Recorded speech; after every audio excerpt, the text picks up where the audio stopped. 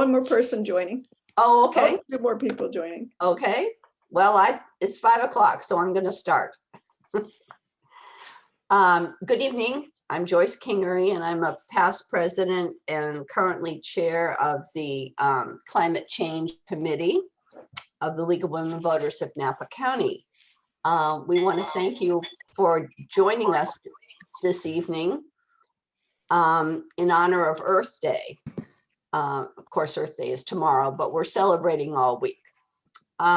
We have put together a program that we think you'll find informative and will inspire you to participate in local efforts to combat climate change. There will be 2 parts to the program with a Q&A following each section. And there will be, and we encourage questions from the audience, and you can post them on chat.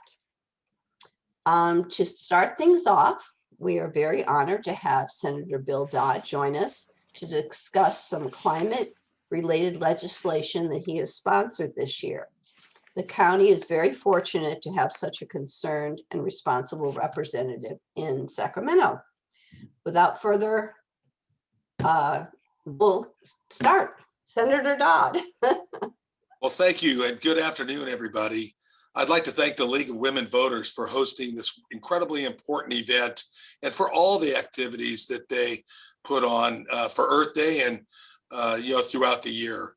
I certainly cannot wait until we can all meet in person again. I'd also like to thank Joyce Kingery with the League for helping to organize the event and for the invitation to be with all of you today. Climate comes in many forms, climate change, and certainly all the fires that we've had. If we can't understand that those are climate related or agree that they're climate related, we've got a lot of talking to do, because in my mind, what we all witnessed as Napans in the 2017 fires was certainly climate driven wildfire. But after those 2017 wine country fires, I thought it was as bad as it could get. The kind of fire that you see once in a lifetime in Napa County alone, not to mention the whole state. We've had more fires since 2017 than I was ever believe would be possible. As you know, wildfires have many different components to them: utilities driven or cause, fire suppression, fire prevention, land use, building codes, and insurance. All of those in Sacramento are wrapped up into different forms of legislation that I believe are incredibly important to the people I represent and all the people of the state of California. Now, we've made some progress with insurance, but I believe we have a great deal more work to do here. The insurance lobby here is incredibly powerful, and getting reform is an incredible challenge. I don't want to use the word disheartened, but the reality is when you talk to some of these insurance executives, and particularly when you see the extent of the damage, the human damage that we've all had, it's a little bit. No, it's not. It's very frustrating. But on the bright note, we were able to get an extension of the alternative living expenses. That's on your insurance policy, ALE, for an extra year. That was a bill that I ran a couple of years ago. So now that you have a 3 years total of additional living expenses when you are the victim of fire, and it pays your rent while you rebuild. And these days, because of the demand surge that you have with construction and the county permitting process, 2 years to rebuild your home is incredibly challenging. Then throw in competing with your neighbors for different contractors, and you get the point. It's something that that extra year really goes a long way to help our victims. I'm hopeful that in this year's legislative session, we'll be able to do some more insurance reform to make sure people can get home insurance in high fire areas and at a rate that they can actually afford. The legislature needs to really find that right balance between how the state insurance commissioner, in this case, this year. It's Ricardo Lara, my former colleague in the Senate.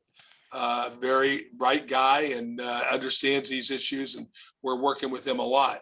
But he, as has his predecessors, all want to have we all want to have a large enough base so that the rates we have are cover.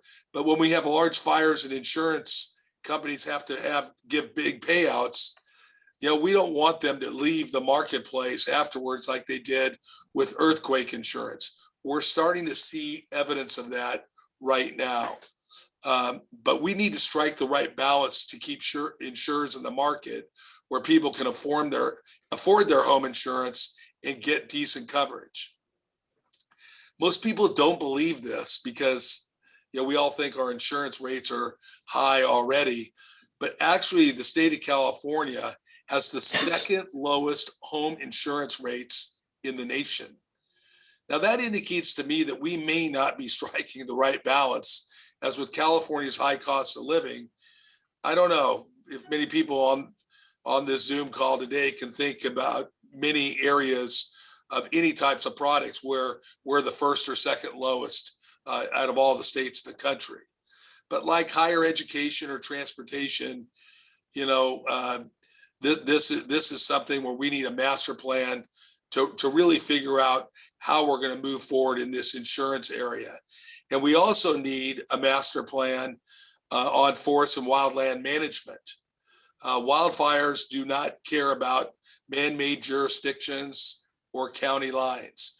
And truly, we spend, we do a great job, I think, of funding suppression of fires.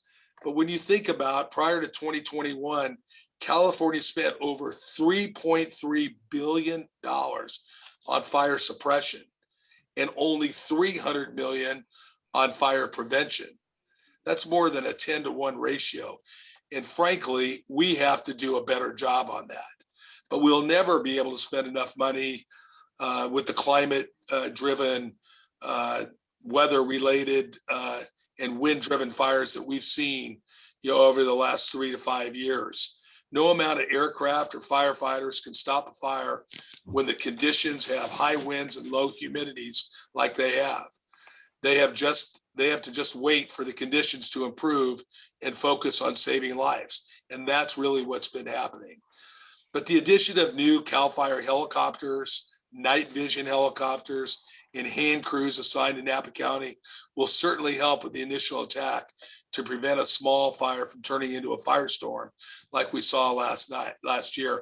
And I'd like to kind of stop here and just to compliment the Board of Supervisors. I think they've put in $46 million towards, fire prevention and other type of techniques, and probably some suppression as well. But really understanding, when I was on the Board of Supervisors in Napa for 14 years, I can never remember a time where we, other than the Children's Health Initiative, where I think gave $1 million a year for 3 years, that was a big deal. So my hat's off to them. What a great job they're doing, staying in this game and recognizing how big of a problem this is. And we're going to continue. I'll talk about it in a minute, about the budget that the state of California, the budget resources that we're bringing to bear. But last August, the state had over 14,000 dry lightning strikes, causing more than 700 new fires. And with that came 24 major fires. Now, I've lived in the North Bay my whole life. I was born and raised in Napa, and I never remember dry lightning in August ever in any year in Napa County. So to me, this is a result of climate change. There's no doubt in my mind. This is just one of those situations where, as we move around, all of CAL FIRE's resources, they're all deployed, and all available mutual aid resources have been sent out. Major fires are happening all over the state, all across the western states, and there's only so much mutual aid we can draw on. And that's why we need to put a greater emphasis on prevention with the dollars to back that up.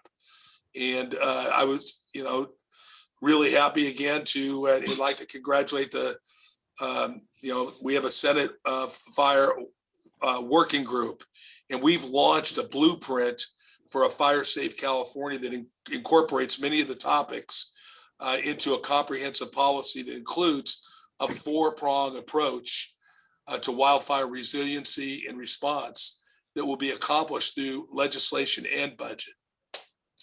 First off, training and deploying a fire resiliency workforce, making sure that we get new people, in here, new talent, train them. That's not only to fight fires, but to prevent fires. Implementing a modern day vegetation forest management and community hardening plan.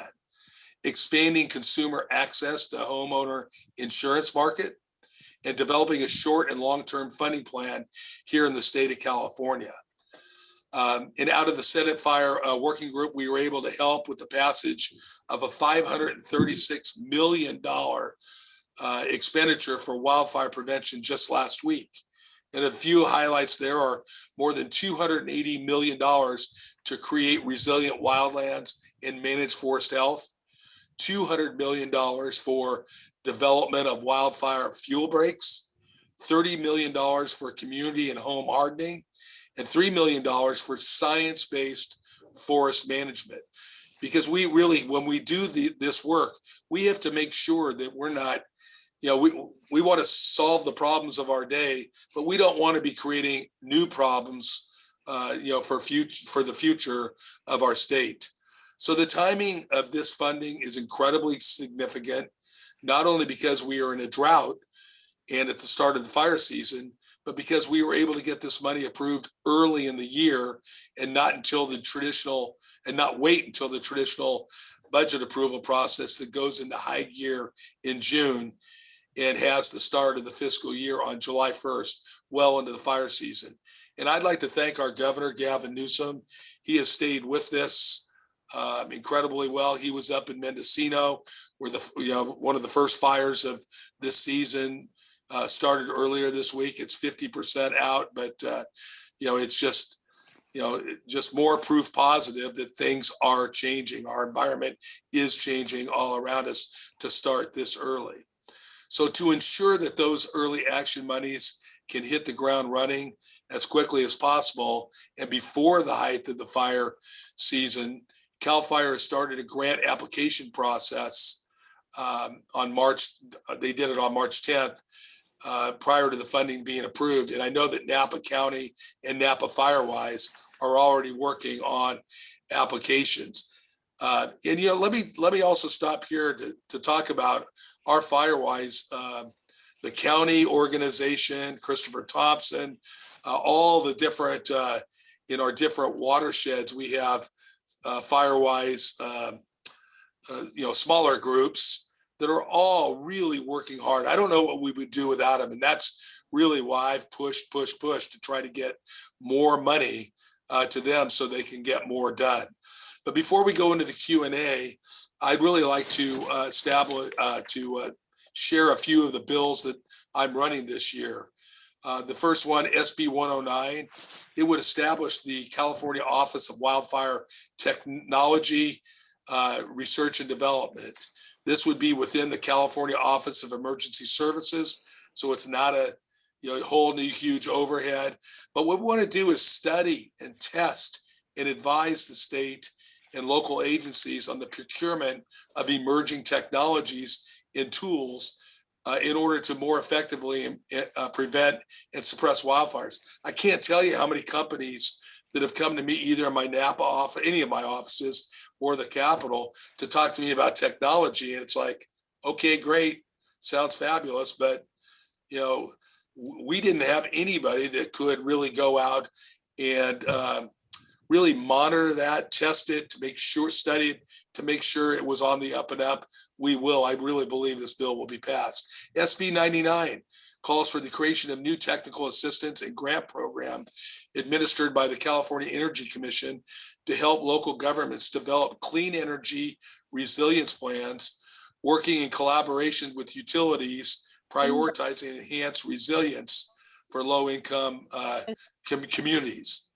And then SB 332 addresses an issue where it can be hard to do a prescribed burn because those doing the burn cannot get insurance. This bill would establish a gross negligent liability standard for individuals who are trained and certified as qualified burn bosses when conducting prescribed burn operations for vegetation management and wildfire prevention purposes.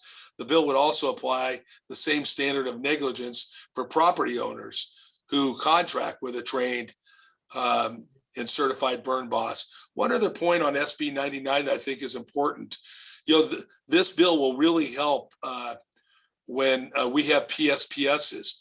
We're using more and more diesel generators within our communities. First of all, we want PG&E to get their act together sooner rather than later so that we don't have these PSPSs.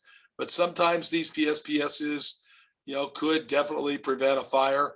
We want to make sure that communities have the money, the planning grants and everything they need so they can do, these energy systems to be able to use clean energy instead of this just dirty diesel, which is, really what's going on in our communities and communities, throughout the state of California.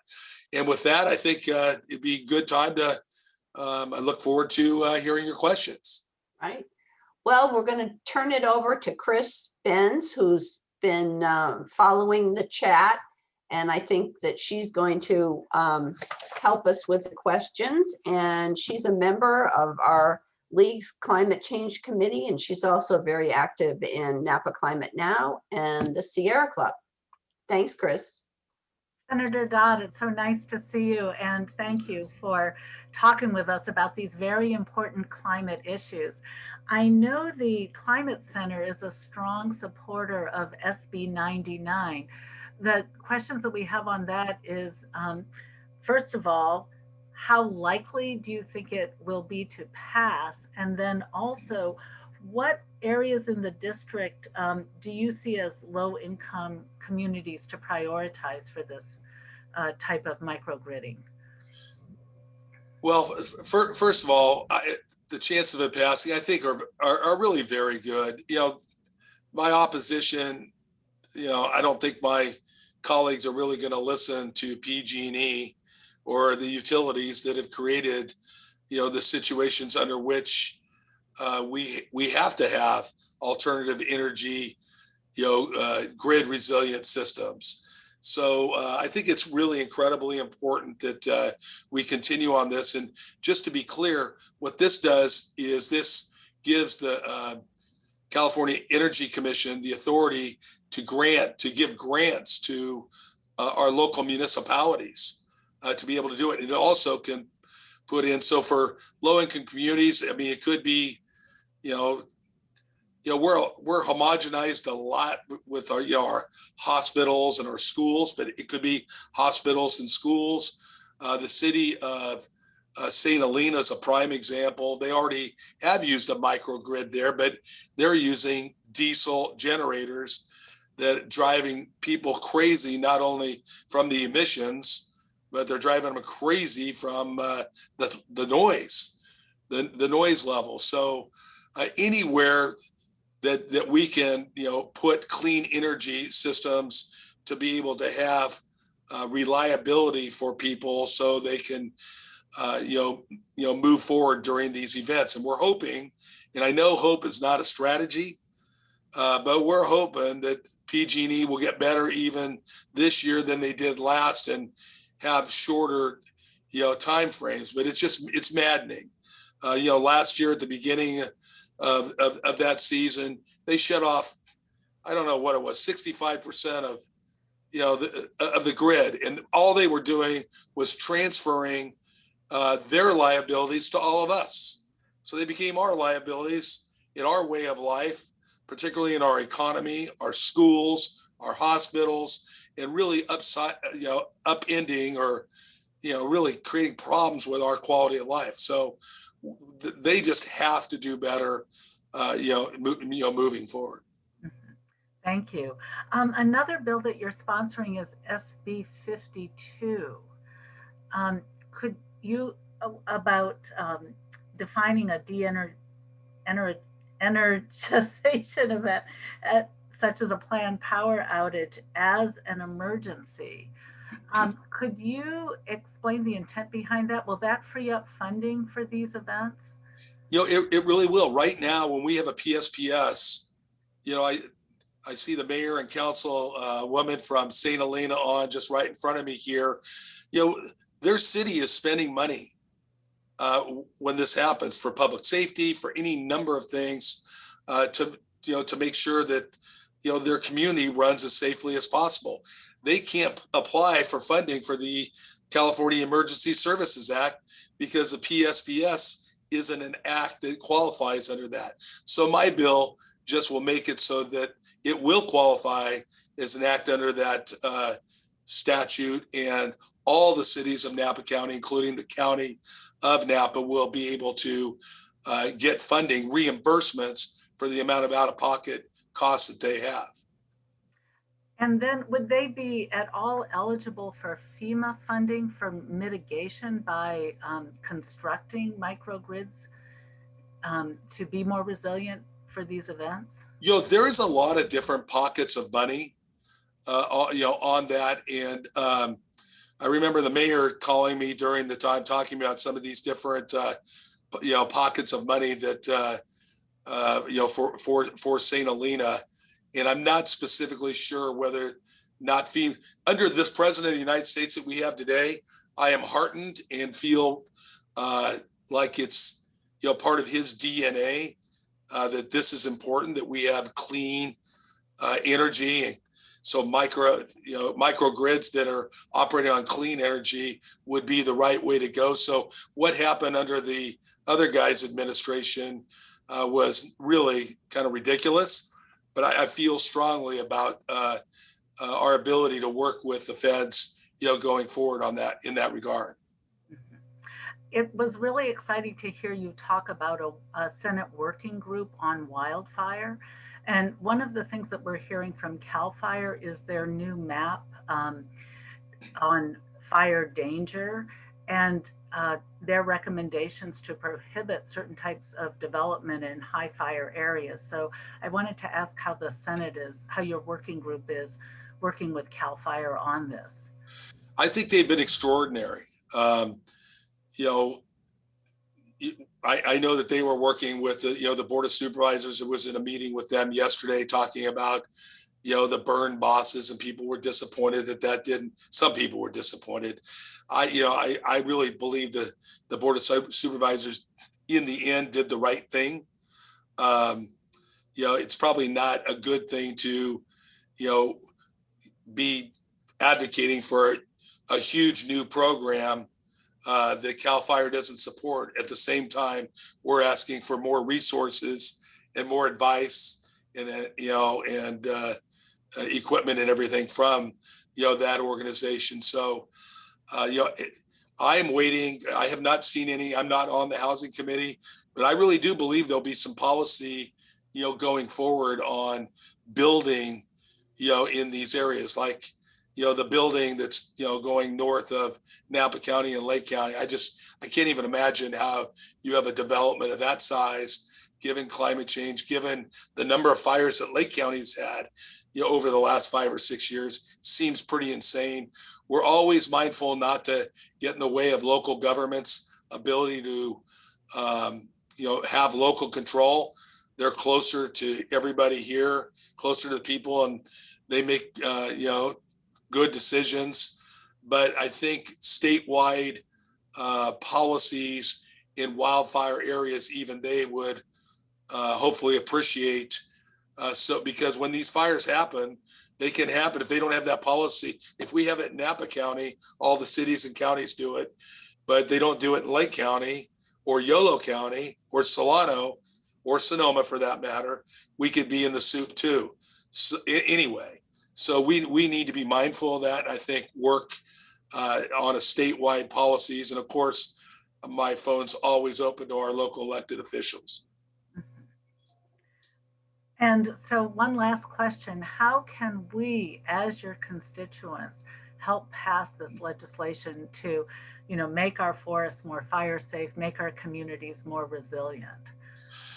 I don't know if anybody is, Chris, I think you've testified at some legislative hearings. I'm not sure how wide and far that goes, but there is an opportunity to call in. You can go to the state website.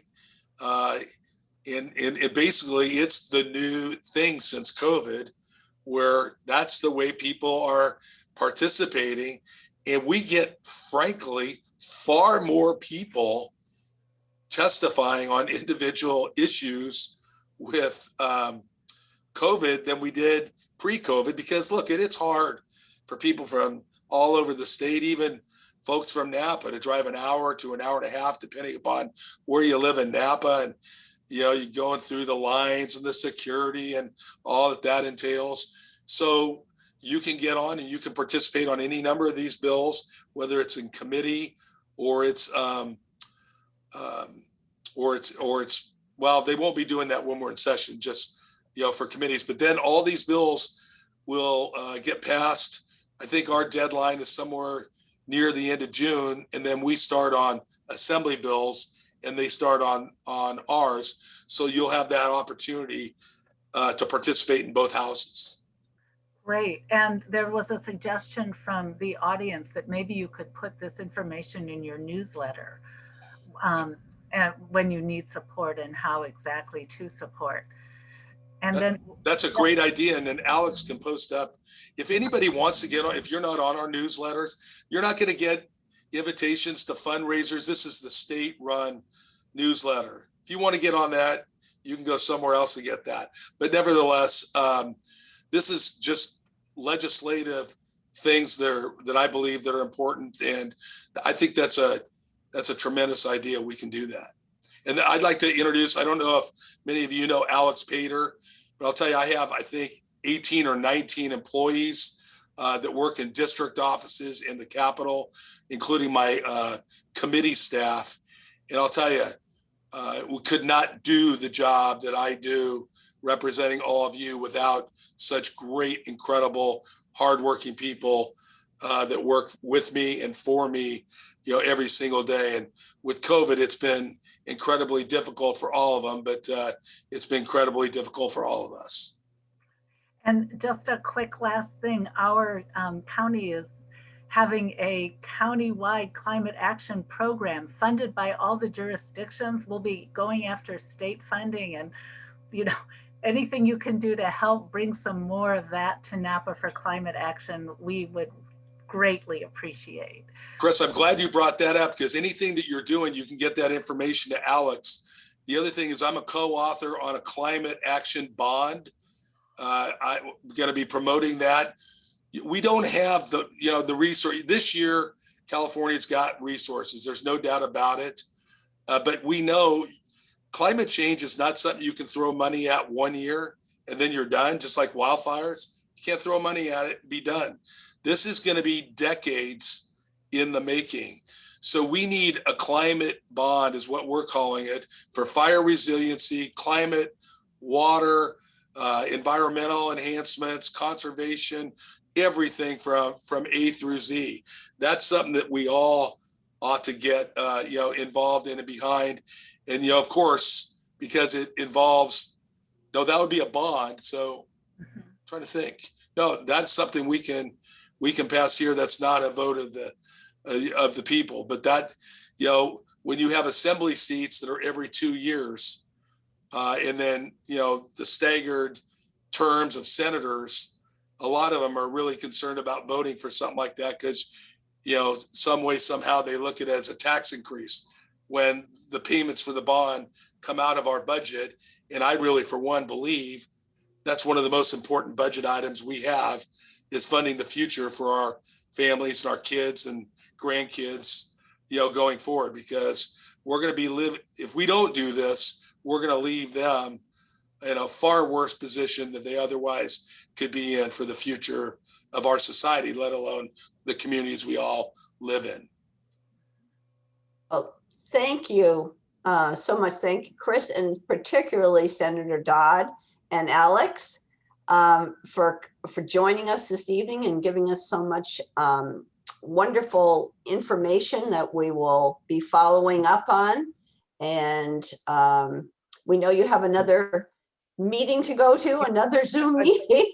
I'm sorry, before we lose Senator Dodd, this is Yes. Mayor Jeff Ellsworth Yes. here. I just wanted to just say something to the community in thanks to Senator Dodd for this last year.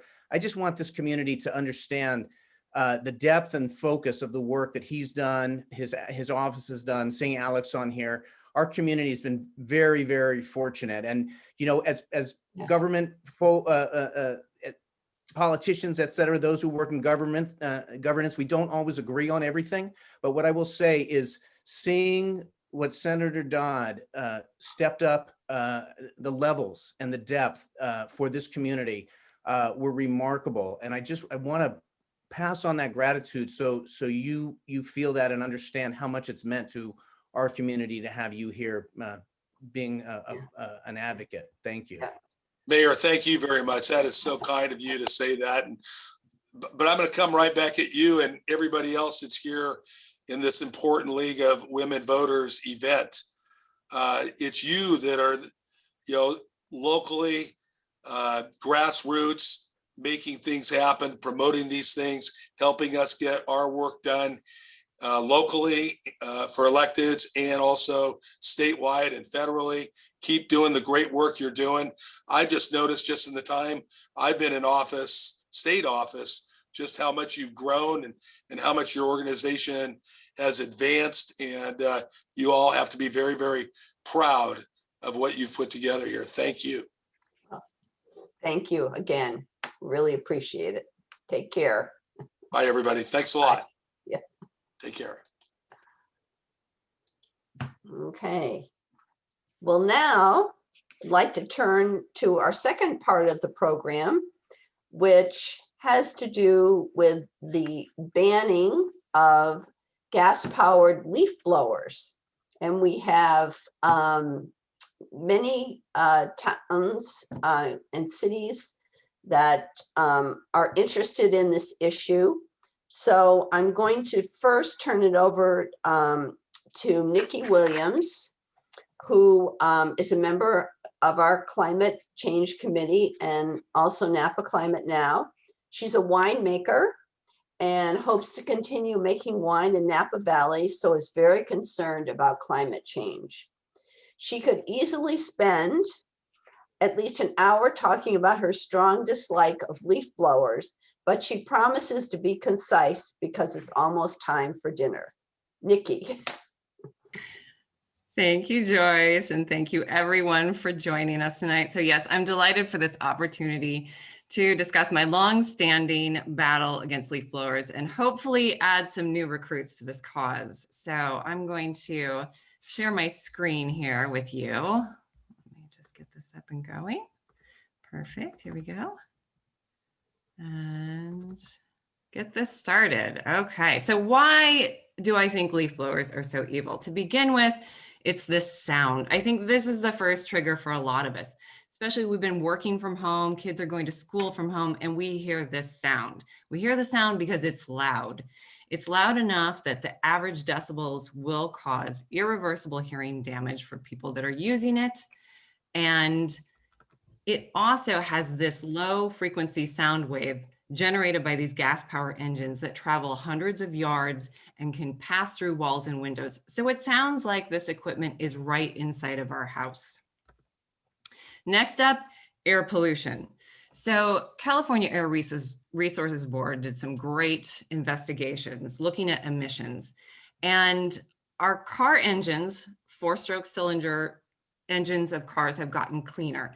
The technology of these 2-stroke engines that gas-powered leaf blowers use, it's old, it's dirty, it's pumping out high levels of greenhouse gases, toxic carbon monoxide, and 1 hour of using this is equal to driving 1,100 miles in a 2017 Toyota Camry. So they are estimating that 1.4 tons per day of smog compounds are coming out of these in just the Bay Area alone.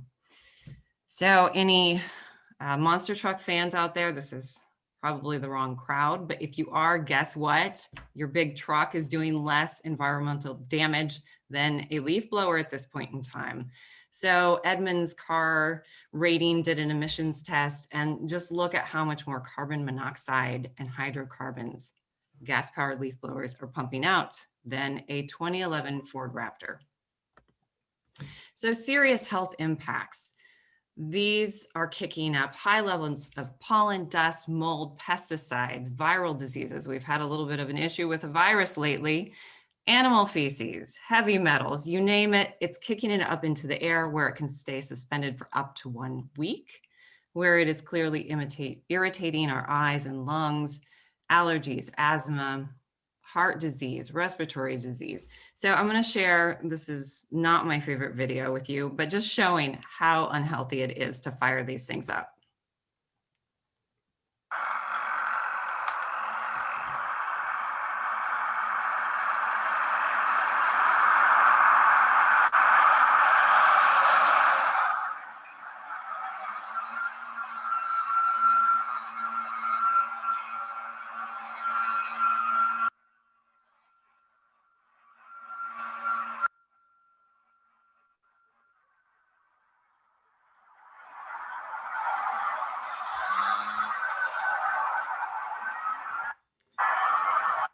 Everything about that is just wrong.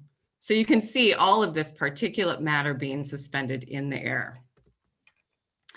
Also, in this day and age of combating climate change, we know we need to reduce the use of fossil fuels. So these are consuming hundreds of millions of gallons of gas, diesel, and oil each year. So again, two-stroke engines, very inefficient use. Up to 30% of the fuel that you put in is unburned and escapes into the atmosphere. So this is one of the sources that we can clearly cut down on the use of fossil fuels. So we use these leaf blowers with the idea that this is lawn care, the mow and blow service. This is how you take care of your yard. Actually, they are doing so much more damage than they're doing good.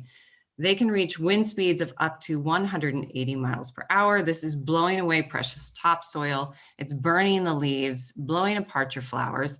Plants are overall reduced in photosynthesis, and we're removing this natural leaves, organic material that forms mulch that is important for rebuilding that topsoil, restoring our soil nutrients, and retaining water, which with the droughts that we're going through, another really important thing to keep in mind. When we blow away this organic material, we are also impacting our essential pollinators, birds, bees, butterflies, all of these things that we need to keep plants healthy and keep our soil recharged. So in my humble opinion, it is time to update our vision of what a beautiful yard looks like. A perfectly manicured lawn, in my opinion, is now the mullet of landscaping. Let's just not do it anymore. There's a better style out there. So goals, what do we want to accomplish?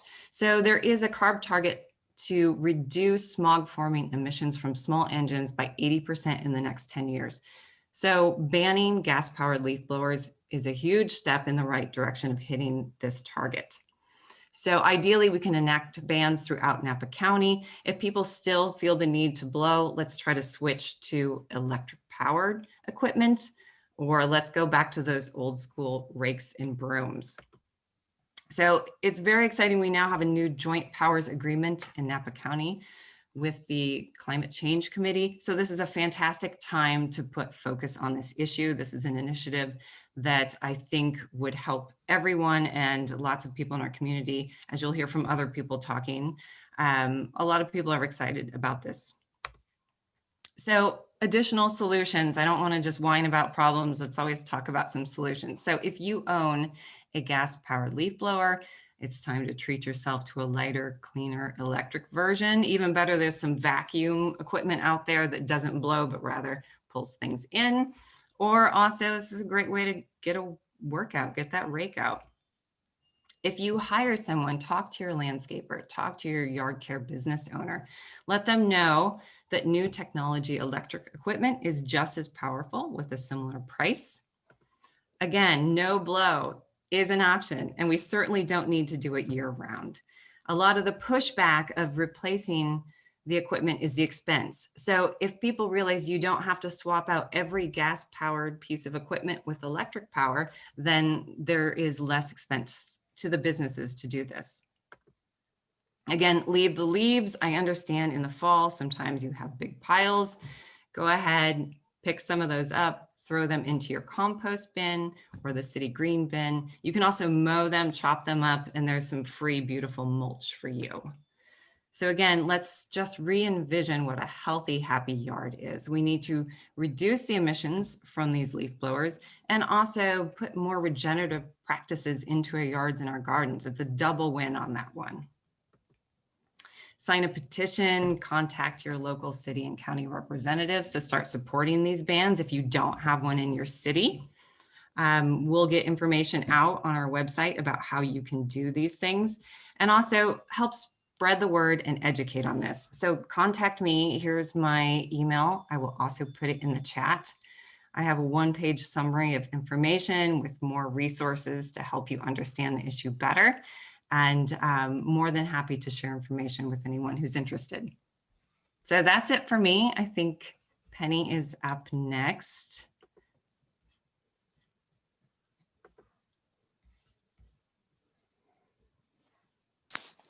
So next, we have Penny Proto, I'm sorry. Yes, that's Proto, okay. yes. I meant to say that. And she was a member of the committee that successfully produced an ordinance banning gas-powered leaf blowers in Yountville. So she's here to tell us about her experience in Yountville. So Penny. Thank you. Thank you very much. Yes, we started with this program in 2019. We had a very concerned citizen, Doylene Marchbank, and she contacted a number of friends. We met for coffee, and she started talking about her concerns with the gas-powered leaf blowers. And the more she spoke about it, the more a group of us started to decide that there was a real cause here. There was something that maybe we could do something about on the grassroots level.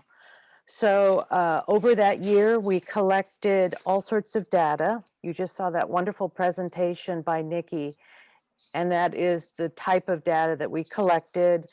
We spent time talking to our city officials and staff in the utilities to find out kind of what the parks departments were doing.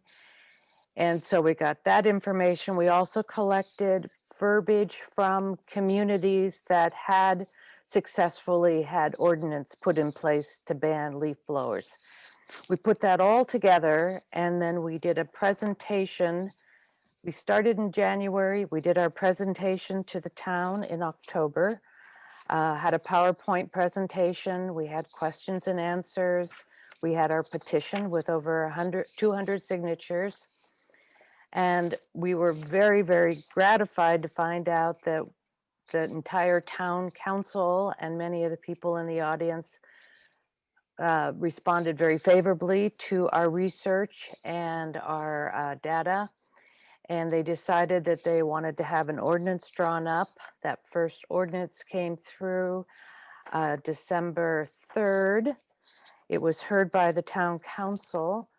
We talked about many things. Of course, when those town council meetings happen, they kind of take a life of their own, but it came up that they would like a second draft done because of COVID. That second draft took quite a bit longer. It wasn't until a full year later, December 2020, that they did come up with an ordinance that was accepted by the council and therefore was passed with the start date of the ban to be July 1st, 2021.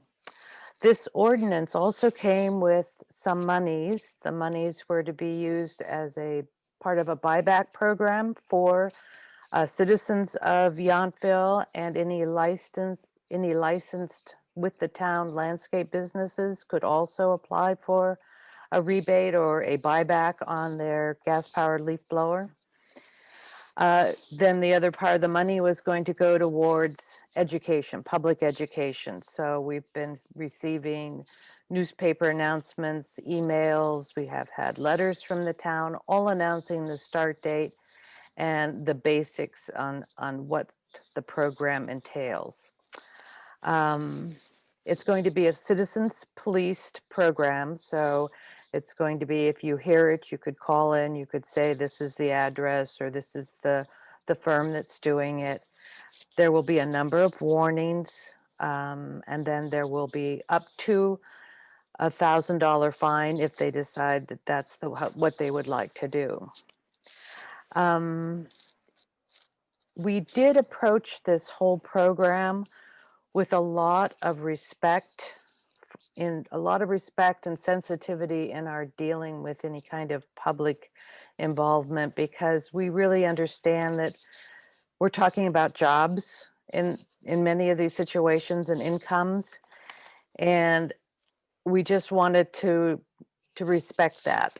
And secondly, we are actually probably more concerned about the users of these gas-powered leaf blowers than we are for ourselves. We can go inside, we can avoid them. They're wearing that machine, they're breathing that air. Some of them don't wear any kind of ear protection, so they're also getting the impact of that decibel level. So we feel that we are trying to help them as much as the citizenry of Yountville. So that's pretty much it. That's what we did, and it took us a couple of years, but it was well worth it to get it in place. Thank you so much, Penny. Sure. I see there's some questions, but we'll get to those after everyone has a chance to speak. Okay. And so now I would like to introduce Mayor Jeff Ellsworth of St. Helena. He's also a member of the Napa Valley Transportation Authority and the Napa County Watershed Information Center and Conservancy. And he's going to discuss St. Helena's, I think it was a 2013 ban on certain gas-powered blowers and what the future holds. Great. I'll just jump in. Thank you. And it's great to see everybody here, and great to be having this conversation and moving the climate conversation forward, as well as quality of life for folks and the health aspects of this.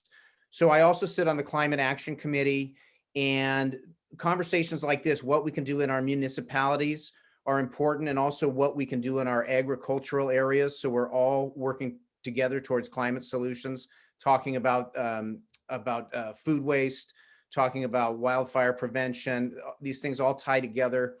One of the things that I've been starting to look at is the idea of moving the tractor fleet. As we talk about electrifying our vehicle fleets, can we start looking at our tractor fleets as well? And so that's another aspect of how can we work in both our municipalities and our ag areas in terms of moving forward on climate solution. So the leaf blower conversation is a part of this, a big part of it, because it helps everybody understand. And I thought the data that was put forward a little bit earlier by Ms. Williams was great to see, because it helps people understand what we can do if we work together, the sort of the quantity in terms of fossil fuels to diminish. But also, I don't like leaf blowers because they agitate me, the sound, and it's distracting. I think our community feels better when we don't have a lot of leaf blowing. I'm a big fan of the rake. I'd like to see people moving back to that. But we have to do this in a way that's measured in the steps that government takes.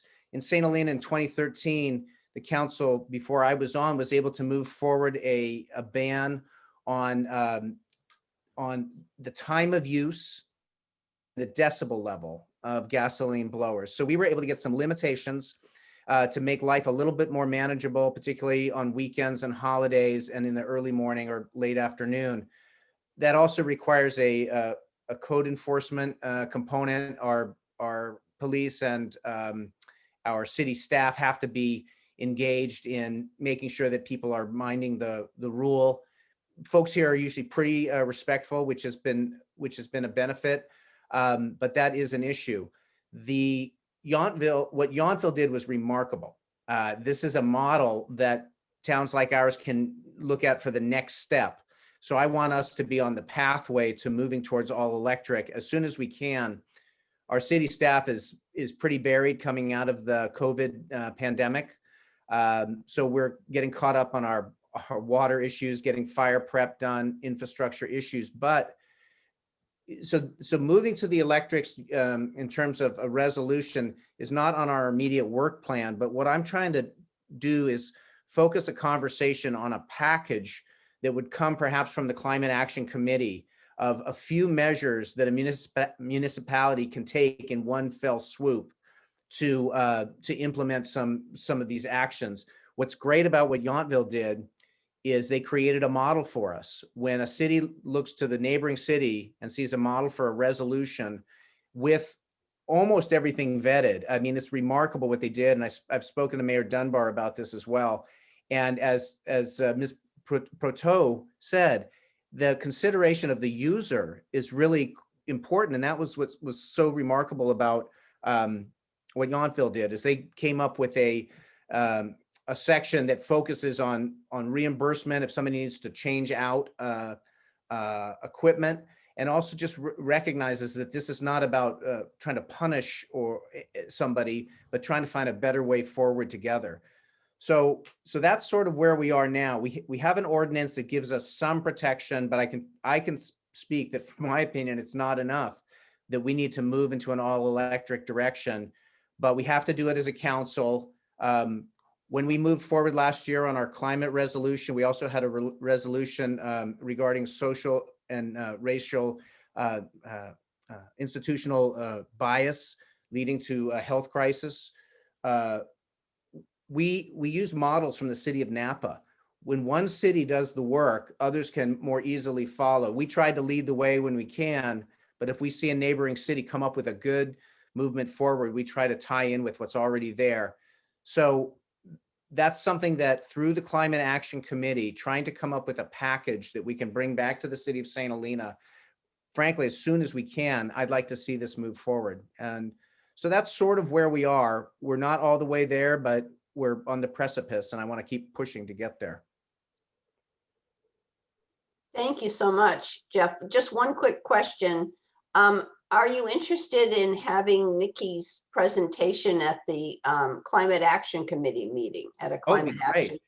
Yeah, that is a place where we have representatives from each city, not just electeds, but staff members as well. And that's what's really key, because I think folks don't always understand that the way government works at this level is that we on the council, and I as the mayor, I have an equal vote with everybody on the council.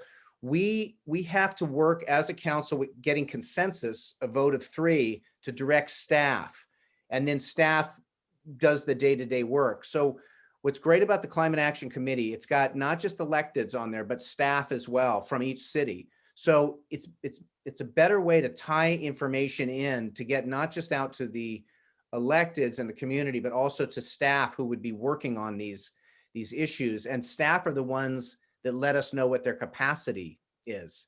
And I would say that during the pandemic, city staff, county staff, state staff were probably working 4 times as hard as normal.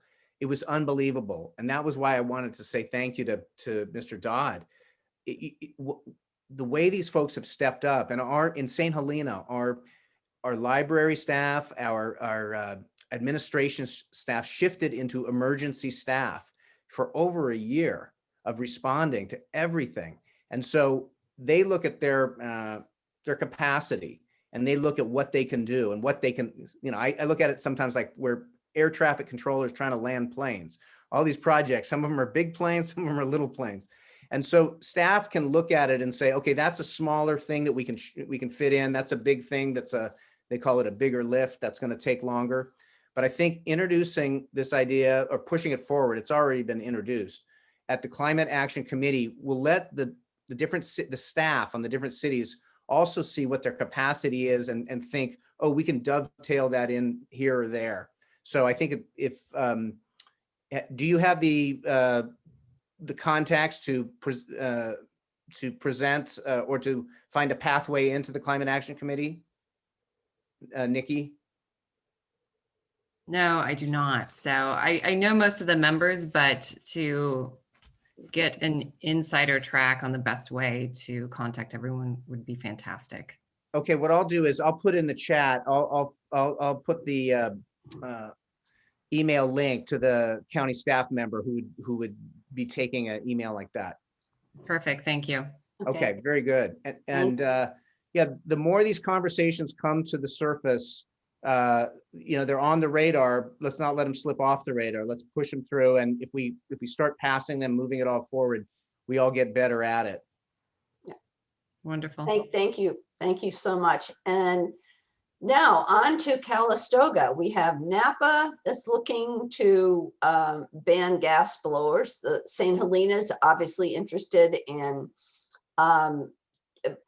advancing the program they already have. And now we have Calistoga, and representing Calistoga is John Gleaser. And he is retired from a career in IT at Sonoma State. And he worked on the transportation committee for a couple of years, and he's going to discuss what he hopes to see happen in Calistoga. John. Okay, well, thank you, Joyce, and good to see everybody. Good afternoon.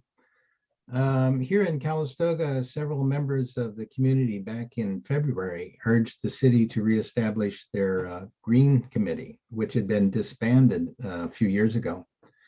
The city council did unanimously agree to do so, and applications for the membership to the committee are being held right now, being considered. The committee's purpose, I imagine, will be to continue the work of the climate action plan with the city adopted in 2014.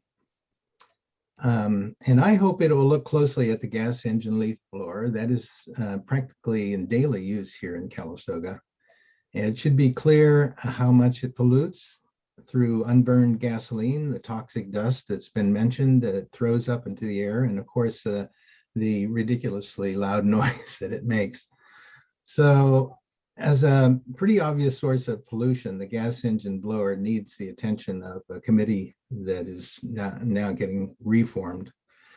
And now is the right time for community action. Coincidentally, Earth Day makes this an auspicious time to look for support. So last Saturday at the farmer's market just off of Main Street here in town, Millie Pease brought her card table and a chair, and I brought a couple of banners to hang from the table and a clipboard with the petition.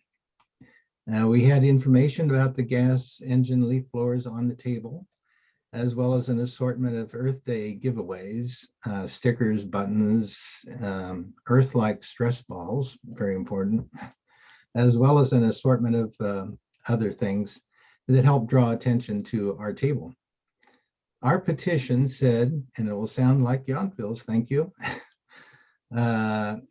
We, the citizens of the city of Calistoga, are concerned about excessive noise and pollution.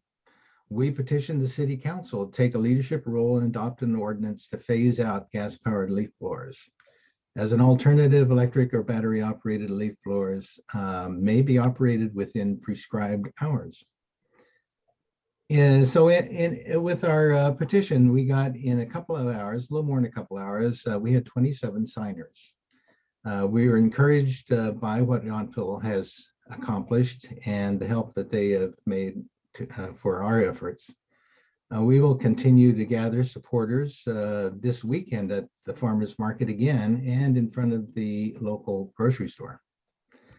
So it's a small but practical effort to eliminate what should be a pretty clear source of pollution and raise awareness that we can do something right here in our small town and be part of the tremendous effort it will take to come together to make the necessary sacrifices and to slow climate change.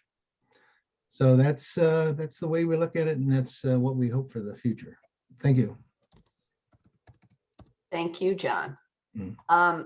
Now for questions, let's see, we have Oh, here's one. Has Yountville received any pushback for the ban? We had And- one landscape, single-owned landscape company. We had one that thought that it was going to be too big of an expense to be, it was going to run him out of business. And we tried to reassure him that he could use the buyback. Once again, tried to be as respectful as possible to his concerns. And I really don't know what he is going to end up doing. He could apply for the funding. So yes, we had one. We have communicated. It's always been done respectfully, but I don't know what the final outcome is at this point on that. Thank you. Mhm. Another question.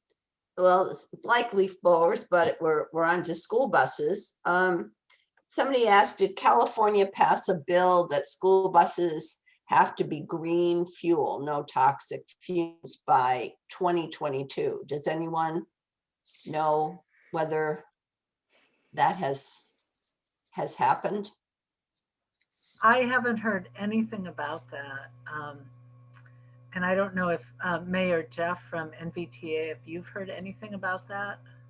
I have not, but that's something that I can look into.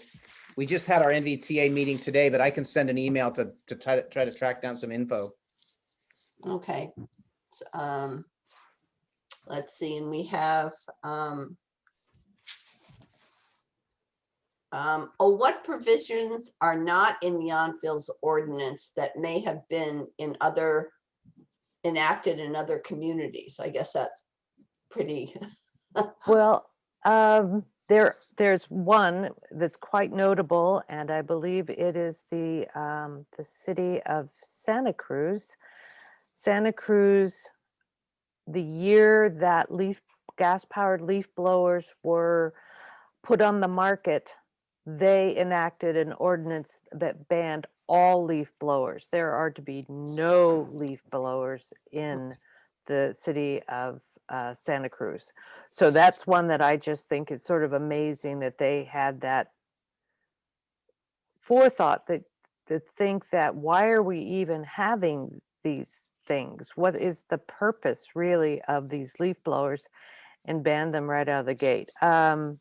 Otherwise, we picked and chose, well, we gave all the information, and most of them had a ban on gasoline powered leaf blowers. We as a group, though, through our research, really would like to see the next step be a ban on blowers and have electric power vacuums, which would eliminate a large portion of the particulate matter that is now in the air. That's good to know. Any other questions? Oh, Jeff.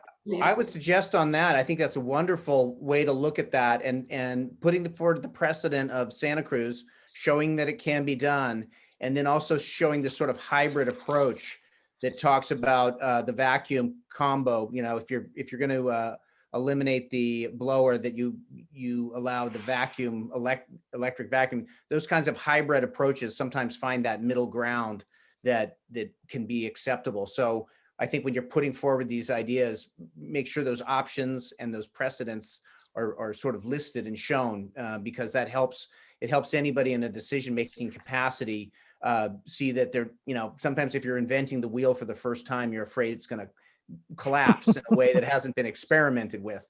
So seeing something that's been experimented with shows us, okay, it's got a little structural stability that we can count on. So those two aspects, I think, making sure those go forward as well. It shows, if that whole thing about, when you shoot an arrow, you aim high, you show Santa Cruz, okay, we might not get there right away, but if we aim high, that's what we want to do. So I think that's good. Thank you. Any other comments, questions? I'd like to see something. I'm Sharon Parham. I'm on my husband's computer. It's Yeah. fired back. I'm one of the members of the Napa group.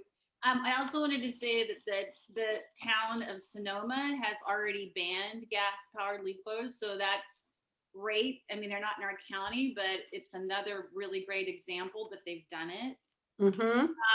Another thing is that Nikki might have mentioned, we do have a change.org petition going that I think is on our website, right, Nikki? They can get through that, the Napa Climate Now website that we're trying to get people to sign the petition. And we already have, we talked to Liz Alessio, and we have, actually we're gonna talk to Beth Painter. I see her here now next week. So we're trying to individually talk to our council members and then possibly the supervisors too. So we're doing it in steps, and we've also talked to some landscape companies. There is some pushback because with a lot of them, but we're hoping if we can get the rebates can be significant enough that will help that. Not sure about the funding on that yet. That's up to the city, and we were thinking there was a big not grant, but the funds coming in from the government, but I don't know if that's something that they can use it for. It's already maybe been taken by just the city's expenses lately, but I just wanted to add those few things. Thank you. Sure. Robin? I had two questions, but I think they're kind of related. How do we get other towns and also our county, our Board of Supervisors involved in this? And I want to say our league also, and I'm sure Napa Climate Now, if we're having different petition places for different towns, just let Joyce know and we'll make sure it's on the website. So that if you're in Calistoga, we can direct you to one or two sites to do that. And somehow maybe you cities form something so that we can get to more towns and cities and eventually get our county to do something. I mean, that's where a lot of work is done. So those are my suggestions and questions. Thank you. Thank you. Jeff. I'm just going to jump in, and then I have to jump off to take a call, but Yeah. I think the Climate Action Committee is the portal to go through, because there you're Okay. going to get representatives from each city and the Right. county and their staff members. So I think if the group kind of here gets together, and mentioning those other cities is fantastic. Sonoma is a similar city to our small towns here. And so show those precedents and say, hey, look, they're doing it. We want to do it. So that Climate Action Committee is I really believe the place to put this out there. Then the staff can all talk to each other about how Right. we could implement it just kind of more universally. That's a wonderful suggestion. So I've got to run, and I just want to thank everybody very, very much. And it's a great meeting. Great to see everybody, and we'll keep the conversation going. Yes, we will. Thank you so much. Right.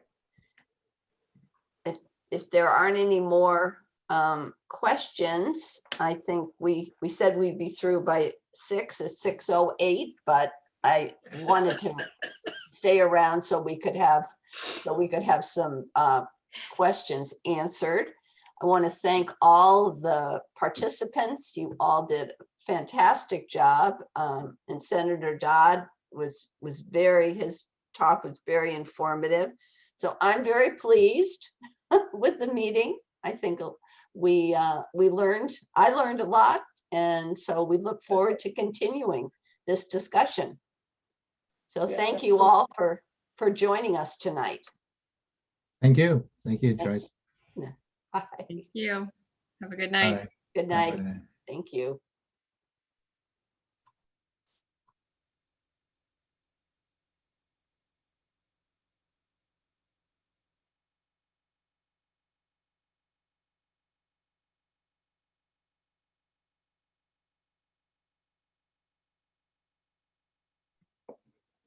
Great. Now to the glass of wine. Yes, Thanks. that was awesome. Talk to you soon. Yeah.